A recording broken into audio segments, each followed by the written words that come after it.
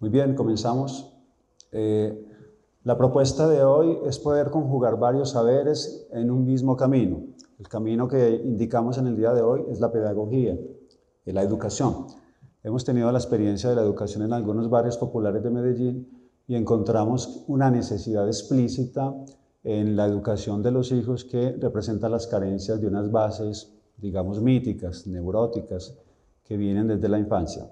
Hablo de encrucijada porque no necesariamente estos saberes o estas disciplinas están destinadas a una metodología de la presentación de la revolución, digamos, a nivel psicológico, sino que implican una base filosófica. El psicoanálisis y los cuentos populares. Hemos escogido como tema de análisis los cuentos porque implican la narración. El concepto que vamos a tener de narración en este momento es muy amplio y no se limita o no se circunscribe a la antropología, al folclore o a la literatura misma. Vamos a inscribirnos en el drama. Cada narración tiene un drama, esconde unos síntomas. Habíamos planteado ya en la ilusión de la imaginación que un síntoma tiene una funcionalidad y esta funcionalidad algunas veces representa sustituir un síntoma menor que en el pasado pudo haberse formado, pudo haberse construido de una manera latente. ¿Qué sucede en el síntoma? En el síntoma tenemos que descubrir que hay una especie de manifestación que no sale a la superficie. Freud un día en Estados Unidos dijo, ¿un deseo reprimido qué es? Es una persona que está dentro de una reunión y empieza a decir palabras soeces, a gritar. Viene la vigilancia, a esta persona la sacan de la sala y luego él sigue tratando de entrar a la sala. Esta es una metáfora representativa de lo que significa un deseo reprimido que quiere ingresar a la conciencia. Esta persona sigue tocando la puerta, que sería el deseo reprimido. Los que estamos adentro sería la conciencia. Tratamos de rechazar este deseo reprimido para que no acceda a la conciencia. Es una lucha cotidiana, momentánea y, digamos, genética. Lo reprimido que viene a representarse como un síntoma. No deberíamos buscar ya en el niño las primeras huellas del quehacer poético. La ocupación preferida y más intensa del niño es el juego. ¿Acaso tendríamos derecho a decir, todo niño que juega se comporta como un poeta, pues se crea un mundo propio? Mejor dicho, inserta las cosas de su mundo en un nuevo orden que le agrada. Además, sería injusto suponer que no toma en serio este mundo. Al contrario, toma muy en serio su juego, emplea en él grandes montos de afecto. Lo opuesto al juego no es la seriedad, sino la realidad efectiva. El niño diferencia muy bien de la realidad su mundo del juego, a pesar de toda su investidura afectiva, y tiende a apuntalar sus objetos y situaciones imaginados en cosas palpables y visibles del mundo real. Ese apuntalamiento es el que diferencia aún el jugar del fantasear. Sigmund Freud, el creador y el fracaso. Pasemos a la estructura de nuestra propuesta. Nuestra propuesta con los alumnos y con nuestros hijos, además de la clínica, es la poder encontrar en estas narraciones unas experiencias propias. Nosotros somos el resultado de un conjunto de experiencias. ¿Cómo hemos vivido estas experiencias? De una manera compleja. Yo lo llamo una plataforma afectiva. En el segundo lugar, encontramos unas vivencias psíquicas singulares como un proceso de interiorización, porque es que cada experiencia que nosotros tenemos es interiorizada. Y de este modo nosotros llegamos a una interpretación del contexto, a una lectura del contexto de cada persona. Luego viene una destinación semántica. Entendemos por semántica el significado que es interiorizado y luego proyectado. En el caso de las narraciones vamos a encontrar unos personajes, unas acciones y un desenlace. ¿Qué sucede? Que el niño, cuando escucha una narración, experimenta el despertar de unas vivencias propias. En el caso de la Caperucita Roja, uno se queda con la inquietud, ¿qué sucedió acá? Está el lobo, la caperucita, la madre, está el camino, está la naturaleza y sobre todo la decisión que tomó Caperucita Roja. Luego vamos a profundizar un poquito por qué están diciendo el color rojo. ¿Por qué no habríamos de proponer otro color? Luego viene una reestructuración homologante de la narración respecto a lo ético, lo moral, lo social, lo vincular y la naturaleza misma. Este es el resumen del proceso de elaboración constructiva del cuento popular. Algunos argumentos que hemos encontrado en la historia del folclore. del folclore de los cuentos, que se han, digamos, desarrollado al nivel de la historia. La idea de la puerta mágica que se cierra cuando alguien entra en un lugar prohibido. Las rápidas sandalias de los dioses hititas o cananeos que reconocen 10.000 tramos diversos en un abrir y cerrar de ojos. La anticipación en los sueños de los diferentes objetos con los que tropezará el héroe en cuestión. Recordemos que Antígona no perdona a su papá Edipo. Cuando Antígona reconoce lo que hizo Edipo, matar a su padre y poseer a la madre, Antígona es la única persona que lo comprende, su hija. Lo coge del brazo y anduvo errante por el desierto, aunque Edipo era ciego. La mitología nos enseña mucho de estos relatos. Penélope, la esposa de Ulises, desarrolla una especie de depresión cuando Ulises se va 20 años. ¿Qué está haciendo Ulises 20 años fuera de Ítaca? Su hijo Telémaco lo espera con paciencia, porque tiene que llegar. La espera de un padre, que en términos de Recalcati quiere decir la evaporación de la representación del padre, está presente siempre, no solo en un super yo, sino también en la relación con los demás. Freud dice que la representación del padre es una de las bases fundamentales de la personalidad de toda persona, aunque se trate solo de una representación. Ya sabemos que la representación remite a un conjunto de significados y de valores. Habíamos dicho en el uva de la imaginación que la figura del padre se encuentra entre la ley del deseo y la ley del amo. Te dicen, estas son las reglas, estas son las normas. Había puesto el ejemplo de un grupo de niños que quieren jugar al fútbol y uno de estos niños de repente coge el balón con las manos. Inmediatamente los demás dicen, usted no sabe jugar, el fútbol no se juega con las manos. Entonces hay una realidad que hay que confrontarse de que está pequeño, y esto para decir que la palabra del Padre tiene una función de introducción a la ley del deseo. Entonces comprendemos la ley del deseo como la realización y la sublimación de la pulsión. Comprendemos que la pulsión es necesaria, está implicada en los procesos de represión, pero además de sublimación. Algunos de los temas reivindicativos en las narraciones son la ayuda de un personaje auxiliar en el orden mágico, el tema del bosque. Cada uno de nosotros tenemos un bosque interno, tenemos un laberinto interno, una encrucijada de elementos inconscientes que se movilizan con la realidad consciente. La profecía de los dioses, ellos no lo anuncian en vano, tenemos la presencia de las parcas que tejen el destino. Los métodos curativos de la magia blanca, la imagen del cielo como un manto, entre otros. Hallamos una intermitencia entre la semántica del placer y el desencuentro con lo real. Ya nos remitimos también a la maternidad, a la paternidad. Permite rastrear en las narraciones del mundo antiguo una fase absoluta de fe en las ideas omnipotentes del yo arcaico. Es aquello que sucede en la neurosis. ¿Qué sucede en la neurosis? La persona deposita su confianza en un yo infantil, arcaico. En el caso de la esquizofrenia, cuando hay un yo que se divide, una parte de la personalidad deposita toda la confianza en el yo infantil. Ya no tanto en un yo atacado a la realidad, sino un yo atacado al mundo infantil. De ahí viene la demanda del afecto, una exigencia excesiva de afecto representaría el retorno a un yo infantil del triángulo edípico. El triángulo edípico lo entendemos como aquella demanda de afecto que se ha circunscrito a unas fases tempranas. Habíamos hablado que el bebé reconoce la realidad exterior por medio de las palabras de la madre. Winnicott dice, el tono de las palabras de la madre reconoce la vida, el mundo exterior. Es mi camino para llegar al mundo, las palabras de la madre. Una segunda fase es el enraizamiento de las posiciones animistas a nivel histórico, las creencias, las fantasías y unas fases intermedias. En tercer lugar, tenemos la fase de la superposición secundaria, una racionalidad que elabora las relaciones con el mundo exterior. La configuración metafórica del bosque ha sido motivo de innumerables estudios psicoliterarios, entre las cuales resaltamos la siguiente. El bosque, en cuanto a un lugar para ocultar asesinatos y para permanecer en lo oculto, en cuanto a lugar de aventuras inesperadas. ¿Cuál es el bosque interno? Cada uno de nosotros, habíamos dicho, tiene un bosque interno, un acceso a lo desconocido, a lo latente. El bosque como un lugar que es capaz de entretener con sus atractivos animales. Nos referimos a Caperucita Roja cuando en mente tiene la orden de la madre de internarse en el bosque y llevar un encargo a la abuela. El bosque como fuente de recursos necesarios para la vida. un laberinto por descifrar, una fuente directa de alimentación, un sinónimo de peligro, pero también de caos y de confusión. El bosque como un jardín.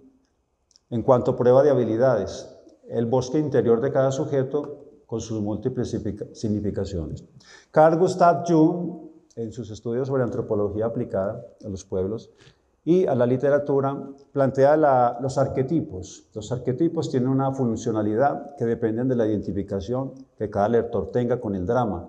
Cuando el niño encuentra un drama en la narración, se remite a su mundo interior y acepta o rechaza algunas de las ideas que ha tenido con respecto al mundo interior, al mundo exterior, a la familia y sobre todo a los valores que han venido siendo representados en su contexto. Entonces, algunos personajes que Carl Gustav Jung ha encontrado en las narraciones son el inocente, el loco, el soberano, el huérfano, el sabio, el buscador, el guerrero, el mago, el ángel, el creador, el custode o el guardia, el amante y el destructor. En consecuencia, podemos postular la teoría de la existencia de un contenido manifiesto simbólico y un contenido latente inconsciente. Al interior de las secuencias narrativas, de las acciones entre los personajes y en su relación con el contexto, encontramos una dialéctica en la orientación del relato. Hay un contenido manifiesto que remite a lo simbólico entre personajes, acciones, desenlace y contexto. No olvidemos que la gran mayoría de las fábulas y de los cuentos populares han sido transformados. Caperucita Roja fue retomada por Perrault, Charles Perrault, a través de las manifestaciones orales, pero no solamente en Francia, sino en toda Europa hubo diferentes manifestaciones. Por ejemplo, en este caso de Caperucita Roja, cada uno tenía un final diferente. Eran macabros, el final de los cuentos era un final macabro, cruel, que representaba la lucha de la sociedad, las luchas internas. Sin embargo, con los hermanos Grimm, el final de estos cuentos populares debería de ser un poquito más humanista. Entonces, Caperucita Roja triunfó por encima del mal. En el contenido latente encontramos además una lucha entre lo simbólico, representado en las acciones, en el desenlace y el contexto, un factible antagonismo, una conflictividad y un sentido de lo trágico. Hay una lucha entre el principio de placer y el principio de realidad al interior de los cuentos populares y también al interior de las narraciones. Cuando el niño escucha una narración, se remite al sentido de la muerte, por ejemplo. Yo me imagino un niño de 4 o 5 años que de inmediato entra a cuestionarse cuál es el sentido de la muerte en los cuentos. Inicialmente suena traumático, porque el impacto es repentino, drástico. Depende de la metodología que utilice el profesor, el padre o el psicólogo en el laboratorio. Estas ideas luego se tramitan y el niño busca una salida, porque al final del proceso deberá él mismo proponer una salida. Bueno, aquí en este cuento que alguien mató a alguien porque hizo esto. Habrán unos valores que se cuestionan, unos puntos éticos, unos módulos de referencia, dependiendo también de las propias vivencias. Generalmente no podemos quedarnos en la literalidad, porque la literalidad es solo una propuesta de trabajo. Algunas de las dialécticas más comunes, dualismos que encontramos en los cuentos, en este caso estamos tratando de Caperucita Roja, son los siguientes.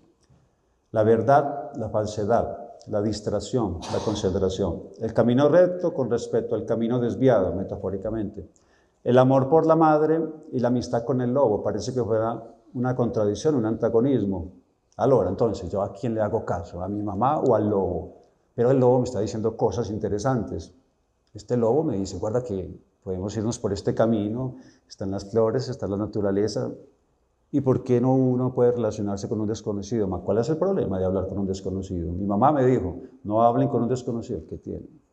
Son los lectores que están imaginando otras cosas. Y la narración de Charles Perrault es muy drástica, porque le dice a Caperucita, quítate el vestido y acuéstate conmigo. Es drástica, es radical. Y luego viene la interpretación del color rojo. Un antagonismo entre la familia y la desintegración. El luto no elaborado por la abuela y los deseos por alimentarla y cuidarla. La amenaza y la seducción. Algunos interpretan que el lobo es un seductor. Esto lo está diciendo un lector, no está escrito que el lobo esté seduciendo a Caperucita Roja. Además está la interpretación del color rojo como el signo de la menstruación, o sea que deberá estar en una cierta específica base, de la evolución hormonal. El hambre y la satisfacción, la desobediencia y el castigo, lo natural contra lo animal, la sabiduría y la ingenuidad, lo selvático contra lo urbano, la curiosidad patógena contra una curiosidad positiva. Tiene un espíritu científico. Si yo quiero conocer el bosque, allí hay un espíritu científico. Claro, el conocimiento de las plantas, de los animalitos, de la geografía, de la geología, de las ciencias naturales, es un conocimiento científico el que está expresando Caperucita Roja.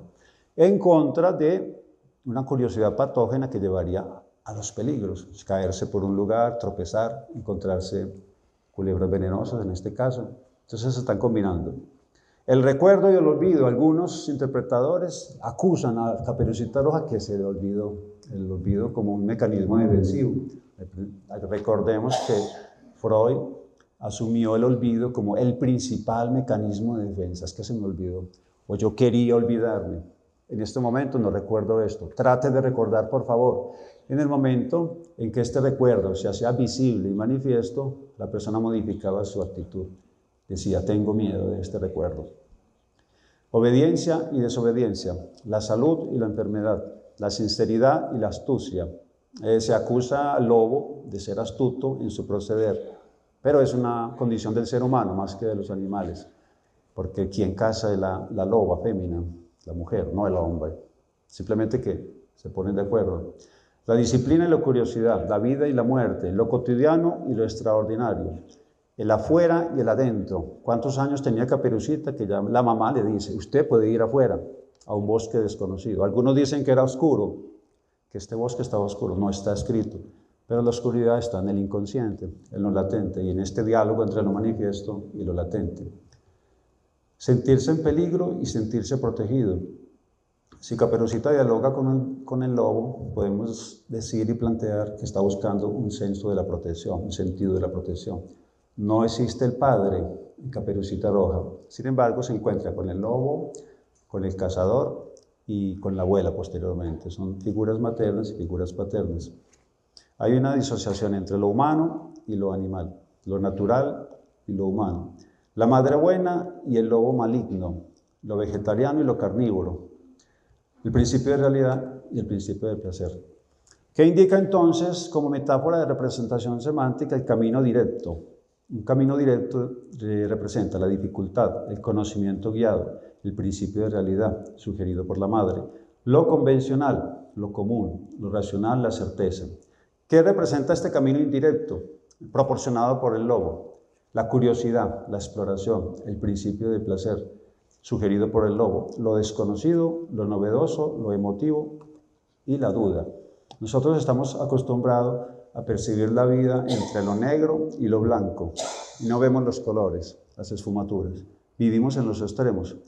Gabriel García Márquez decía, en Colombia no hay que exigirle mucho a la realidad, porque lo que sucede todos los días ya hace parte de la fantasía. Si uno escribiera lo que sucede todos los días, ya no hay necesidad de imaginar tantas cosas. La vida misma está llena de fantasía. Les había dicho que vamos a analizar el color rojo de Caperucita. Muy bien. Tenemos el rojo cereza. ¿Qué significa el rojo cereza? Una sensualidad, pasión y fuego. Está un rojo que se llama el rojo Borgoña. Se trata de una combinación entre el café y el rojo con esfumaturas moradas. Generalmente se relacionan con el vino de una ciudad francesa y representa el poder y la ambición. El rojo carmesí irradia energía que conecta con la fuerza, con el emprendimiento, con la actividad. El rojo sangre, su connotación se refiere al odio, la violencia y la excitación. Luego está el rojo vino, que enseña la elegancia, la energía con respecto al color del aperitivo. Muy bien, entonces el rojo tiene un perfil erotizante y tiene un perfil ambivalente, para no decir tanático. El color rojo, en su perfil erotizante, significa pasión, amor, excitación, fuerza, sensualidad, dinamismo, valentía, crecimiento, iniciativa, pulsionalidad, elegancia y calidez. En contraposición con la ira, el peligro, la ambición, el poder, la urgencia, la alarma, el odio, el fuego y el mal temperamento. Uno se puso rojo, tiene la cara roja, o sea que está el flujo sanguíneo actuando, el color rojo. La propuesta de trabajo para los educadores, para el ministerio en este caso los encargados de la literatura, es abordar la lectura del cuento popular, de las fábulas y las leyendas a partir de un escenario. Este escenario plantea unas situaciones de descripción, sintaxis y forma. Estamos hablando de la parte inicial de la presentación de un cuento, por imágenes. Las narraciones nos ofrecen unas imágenes, y esas imágenes repercuten directamente en unos significados. La representación del conflicto psíquico en cuanto elemento fundamental en la trama de las narraciones tiende a dar una enseñanza. Cuando encontramos un conflicto, un drama, lo que sigue luego en el cuento será la búsqueda de solución y de ayudas para solucionar este conflicto. El niño se mete en medio, dice, ¿y yo cómo hago para solucionar este problema? Entonces nos enfrentamos a una especie de exigencia, no solo en la realidad interior, sino en la realidad exterior. ¿Cómo hacemos para solucionar este drama que de alguna manera viene desde antes? Luego pasamos al estudio de los significados, estos afectos, ¿no? Evocaciones posibles, las identificaciones con el mundo interno, proporcionan que la metáfora de la vida como interiorización represente una analogía, una actualización de la fantasía, los contenidos manifiestos. No olvidemos que ya Freud nos decía que la fantasía es una forma de defendernos de lo latente, de aquellos contenidos inconscientes que están trabajando hacia el síntoma. Pero la fantasía es ciertamente algo positivo, porque digamos que configura que el yo pueda relacionarse con el mundo exterior. Es un elemento indispensable en la vida psíquica del sujeto. La explicación del mundo real, más racional, con la superación de la metáfora, lo exterior como lo actual, el análisis del contraste. En la clínica sabemos que uno plantea una especie de metáfora, cuando hay un conflicto dramático que como núcleo que hace retroceder a la persona hacia el pasado, y entonces el psicoanalista le dice, es como si fuera esto, es como si sucediera esto, es como si uno deseara realizar esto, pero no lo coloca de manera rigurosa, objetiva, no es que usted va a hacer esto, no, es como si uno deseara esto. Respecto a la madre, respecto al padre, respecto con aquella persona que tuvo un conflicto. Y luego viene la reacción. Después de un planteamiento, de una interpretación, viene una reacción. Esta reacción debe estar asumida por el psicoanalista con mucha neutralidad.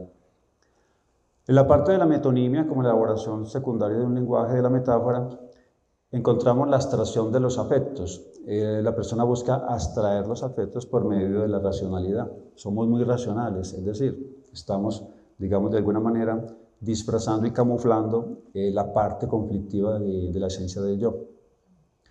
Luego viene la realidad exterior, como propuesta de análisis de las narraciones. Ya al niño o la persona que esté trabajando el cuento debe elaborar una propuesta. ¿Usted cómo quiere que termine el cuento? Esta parte es muy importante. Se pasa la palabra al niño. Yo quiero que este cuento termine así, no como había planteado al comienzo. Este es el proceso de representación del cuento y tiene en cuenta ya elementos de la realidad exterior y de la racionalización, porque se está en lucha siempre con un proceso de racionalización. No, es que no debería ser así. De este modo debería representar digamos, una interiorización del mundo externo. Los procesos de la fantasía se realizan entre lo inconsciente y lo preconsciente, entre el superyo y el ello, en lo emocional, por ejemplo, el amor y el odio, imaginación. Inconscientemente queremos que triunfe el amor, no solo las manifestaciones de los grandes príncipes, sino también en nuestra vida interna. En nuestra vida interna asumimos que el ideal del yo sea un motivo de identificación, pero si venimos de un triángulo edípico conflictivo, ¿cómo procedemos con el descubrimiento del amor si no hemos tenido esta materia prima? Entonces toca reelaborar estos contenidos traumáticos, estos núcleos que no dejan que el yo pueda, digamos, proyectarse hacia un mundo externo con más dinamismo. El proceso lógico relacional en lo preconsciente, según el ángulo de acción del yo. El yo lo conocemos por sus funciones. No existe un yo, digamos, fuera de la estructura de la personalidad. Existe una funcionalidad del yo. Ya nos decía una profesora en Madrid, todos aquellos que estén pensando que existe un yo caminando por la calle no deben estar acá porque hay un cerebro. Y este cerebro involucra una actividad psíquica también biológica. La realidad externa se caracteriza por la representación de los otros, del mundo, de lo externo, de lo empírico, de la comprensión y la respuesta al conflicto. Ya es el nivel de la explicación racional. Ya habíamos hablado de la fantasía inconsciente, que implica, por ejemplo, una interpretación del núcleo del sueño, unas pantallas que remiten a un significado de un mundo interior. Allí están presentes los deseos inconscientes y las deformaciones. Habíamos dicho que un síntoma desplaza a otro síntoma. Un síntoma sustituye otro síntoma, aunque a nivel físico. A nivel psicobiológico, nosotros estamos enfermos, pensamos que ese es el síntoma, pero en realidad hay un síntoma detrás de este. Un síntoma desplazado o un síntoma sustituido. En los procesos de la fantasía encontramos una organización psíquica de las escenas o de las imágenes, una participación activa del sujeto, de la conciencia o de lo latente, articulaciones dramáticas conflictivas o ambivalentes. Encontramos la muerte luchando con la vida, la separación con la integración, el valor de la familia con el valor de la soledad, el valor de una guerra donde se plantean unos valores con la contraparte que plantea otro tipo de valores, y la supuesta identificación del lector o de la persona que está guiando la interpretación de la lectura con una de estas posiciones. Y cada una de estas posiciones habrá de representar también lo bueno, lo malo o lo positivo. La función primaria de la fantasía del sujeto en el deseo frente al yo. Planteamos que el sujeto está atravesado por el deseo. El deseo lo podemos, digamos, explicar en términos de eros. Si el deseo está habitando en mí, ¿cómo puedo yo enfrentar la muerte? Porque habrá asimismo un deseo hacia la muerte. Entonces está la lucha entre el eros y la muerte cada vez que se elabora una narración. Muchas de estas narraciones implican que alguien asesina a alguien para poder tratar de tramitar una solución. La función primaria de la fantasía del sujeto, del deseo frente al yo, las formaciones de compromiso y luego un planteamiento de las elaboraciones secundarias. Plantea Lacan la intersección entre lo simbólico y lo imaginario. Se constituye la fantasía en nuestra manera de ser desde el deseo en función de nuestra cifra simbólica. Es lo imaginario capturado en la sintaxis. Recapitulemos la importancia del lenguaje. Si una persona no se expresa y acumula sus sentimientos, llegará un día en que estos sentimientos que no se habían expresado buscarán una forma de salir a la superficie. Habíamos planteado la metáfora de una olla atómica que no tiene por dónde respirar y que busca salir afuera de una manera explosiva, no de una manera elaborada. Por eso hay que escuchar al niño. Los niños se deben mirar a los ojos y el niño también escucha el tono de la voz con que le están hablando. Entonces no hay que gritar para poder explicarle al niño de qué se trata, sino acompañarlo en su proceso. Porque el niño es un conjunto de dudas, todo el tiempo está dudando y todo el tiempo está diciendo ¿por qué? ¿Por qué? Si la madre le dice ¿por qué sí o por qué no?, la conversación terminó. A los 8 años, el niño quiere seguir conversando, pero el padre ya está cansado porque tiene muchas cosas que hacer. Le dice ¿por qué sí? ¿Por qué no? Porque soy tu madre. ¿Y por qué tengo que obedecerle a usted? Porque soy tu padre. Concluye la conversación y nos graduamos el mismo día, cuando nació el bebé. Se gradúa la madre y se gradúa el niño, como dice Mafalda. El drama del imaginario con lo real. Hay un texto escrito que despierta un texto interno. El texto interno es latente, es inconsciente, mediante unos procesos de introyección y de proyección. Cuando existe el momento de la lectura de un cuento, el niño se proyecta. ¿Y si yo fuera ese príncipe? ¿Y si yo fuera esa princesa? ¿Cómo estaría yo dentro de ese cuento? Y vivencia, digamos, el mundo de la fantasía que le permite aislar unos contenidos con respecto a otros. De modo que existen unos contenidos simbolizantes que le permiten entrar en comunicación con la realidad exterior. No olvidemos que las acciones suelen ocultar unos contenidos dramáticos de orden latente. Recuerdo una anécdota de una alumna que se desmayó en uno de los colegios acá de Medellín y no quería decir su problemática. Hicimos una reunión de profesores, ¿qué le pasa? Se desmayaba continuamente, pero nunca pudo ni quiso decir el motivo de esta manifestación física. Era hambre, simplemente hambre, pero nunca lo dijo. Entonces, el profesor debe percibir la necesidad de la persona también desde el contexto de su familia. O su mamá y su papá no existen, simplemente es una persona que vive sola, un niño de 4 años que vive solo. El profesor, la persona que lo acompaña, debe percibir esta realidad para, digamos, intervenir de manera positiva.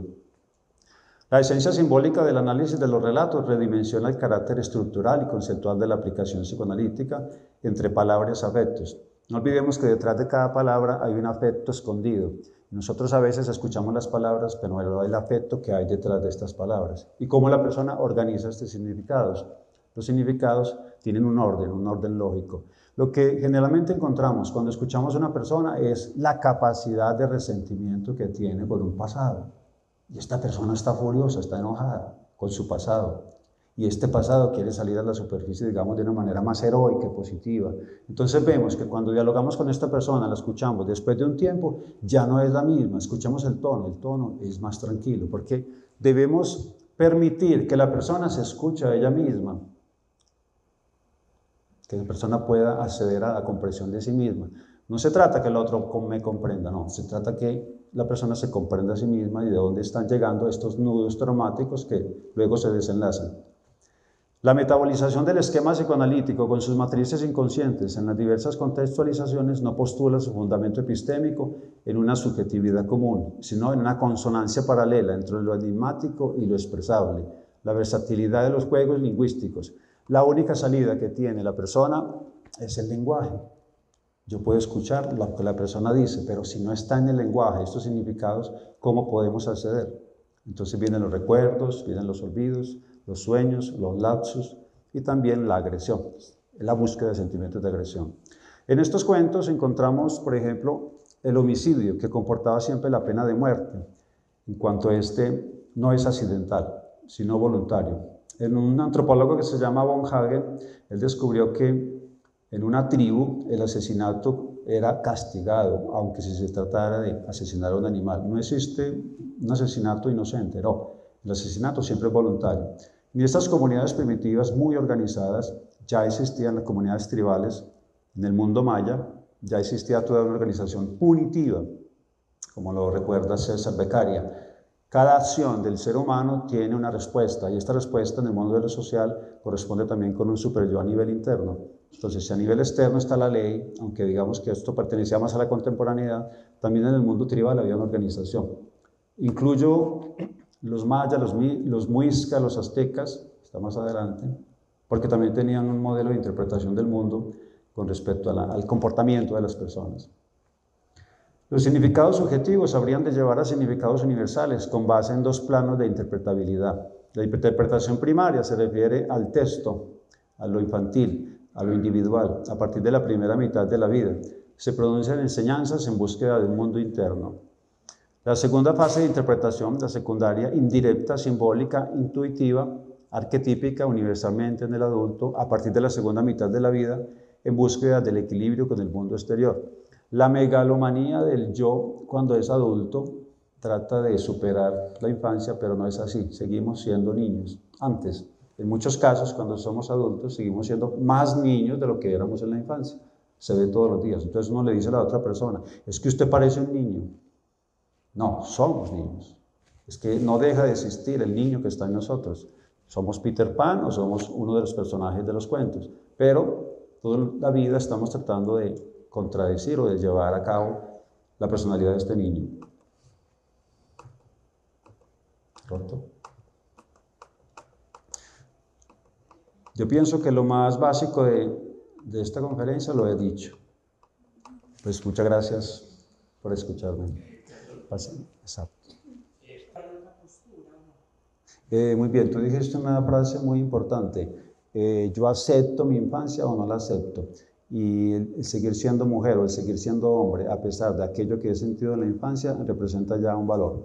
Lo que resalto en tu presentación es la respuesta, la capacidad de respuesta que tenemos, porque generalmente hay un conflicto que no queremos hablar de él, porque yo no quiero hablar mal de mi mamá, de mi papá, de mis hermanos, o de aquello que me ha sucedido en estos días, por ejemplo. Vamos a hablar de algo muy preciso, la violencia. La violencia, el grito, la comparación, los celos en nuestras familias. Nosotros somos derivados de unos productos. La capacidad de respuesta sería aquello que nos hace adultos o no adultos.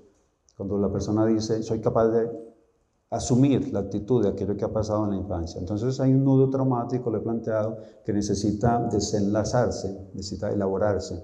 Y esto solo se hace mediante la clínica. La clínica con el psicoterapeuta que te dice, escúchate a ti mismo.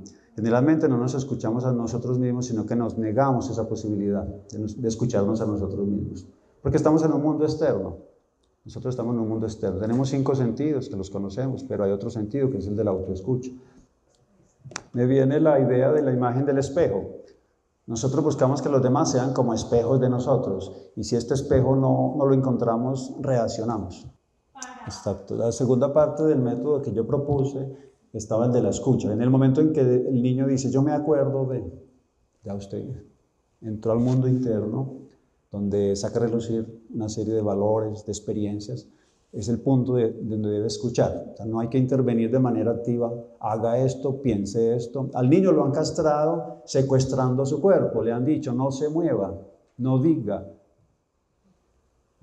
Todo el tiempo los padres estamos diciendo eso, no se mueva, no diga, no haga nada. Es el secuestro del cuerpo, porque pensamos que este niño de 5 años, de 10 años, no tiene derecho a pensar, a decir. Entonces estamos secuestrando el cuerpo total. Entonces allí viene la propuesta de la escucha. Y la escucha debe ser atenta. Sí, podemos hacer una especie de división del paralelo. Bruno Bettelheim, como ustedes recuerdan, y la pedagoga italiana María Montessori plantean la pedagogía desde el punto de vista de la practicidad. Yo no puedo aprender si no lo coloco y juego con mis propias manos, porque la capacidad de escucha también del niño es limitada, tiene que practicar. El juego es la parte empírica manifiesta donde parte una serie de significados. Y en el juego hay una responsabilidad implícita de roles, de valores. No todo juego es igual a otro juego. Ahí se plantean unas reglas. Los mismos niños cuando comienzan el juego se plantean las reglas. Bueno, aquí hacemos de este modo. El que no acepte este modo no va a jugar, no puede jugar. Ya la parte de la fantasía se refiere mucho a la interiorización de los valores que en la experiencia pasada, neuróticos o no, psicotizantes o no, el niño pueda exteriorizar. Ya en la parte de la fantasía vienen las proyecciones y también la patada, porque es que un niño también da patadas, está expresando su mundo. Lo que decía la señora, el ejemplo mío es que el niño a los 4 años, 3, 2, se tira al suelo, da vueltas, exigiendo ser reconocido. El adulto debe solo escuchar esta conducta, ni apoyarla, ni atacarla, neutral, totalmente neutral. Y el niño observará que el que está afuera no tiene, digamos, una función de castigo o tampoco de apoyo, sino que lo deja que él mismo elabore esta situación, que es difícil para el niño. Sabemos que el niño es mucho más sensible que el adulto y que maneja unas cargas de intensidad, de angustia muy grandes. La angustia del niño es muy grande cuando escucha a los adultos discutir y también cuando hay violencia. Él se asume toda la culpa y luego viene el síntoma. El niño se vuelve tartamudo o le duele una parte del cuerpo o sufre dolor de cabeza. El sistema digestivo. Luego el doctor Snyder nos va a decir la influencia de la depresión en el sistema digestivo, por ejemplo. Viene el síntoma y la madre le dice, se enfermó del estómago, no, llora toda la noche, en lugar de tratar de no discutir tanto con su esposo o con su esposa, porque hay unos síntomas en el niño que están asumiendo una culpabilidad. Ese es el autismo también. Viene la manifestación. Luego viene el autismo, es un refugio en sí, buscando una respuesta, el niño se aísla. Peligrosísimo que el niño se aísle, es peligroso. Porque cuando el niño se aísla, corta la comunicación, el diálogo, la vinculación con lo externo y sobre todo con las figuras de identificación.